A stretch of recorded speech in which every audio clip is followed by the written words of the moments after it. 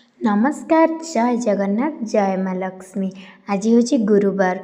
खाली तो गुरुवार नुहे माणवसा लक्ष्मी गुरुवार। आउ पूर्व दिन राति मु झोटी पकई सुंदर से घर को सजाई देइथिली। एबे हमर ठाकुर पूजा चलची। ठाकुर पूजा सरिबा परे एबे 9टा बजी गलानी। हमर सबू रोषे सरीगलानी जेहेतु हजबैंड खाइके कॉलेज आसती से हमर जल्दी जल्दी रोषे हो जाए। आज गुरुवार स्पेशल बिना पियाज रसुण थाली रे कौन बनी चलते देखिए। प्रथम शाग को नड़िया पोड़ी भजा है। इटा हजबैंड आ शाशुओं ए दिजण खाइबे। कदली बरगुड़ी पड़ी भजा है। ये जो शागरे बड़ी पड़ी भजा है मोपाई मु भाजी कारण नड़िया पड़े मु खाएनी। तापर आमर ये खेचोड़ी आ डालमा जोटा कि बिना पियाज रसुण शुद्ध शाकाहारी सुस्वादु भोजन थिला। बहुत बढ़िया लगुला खावाई।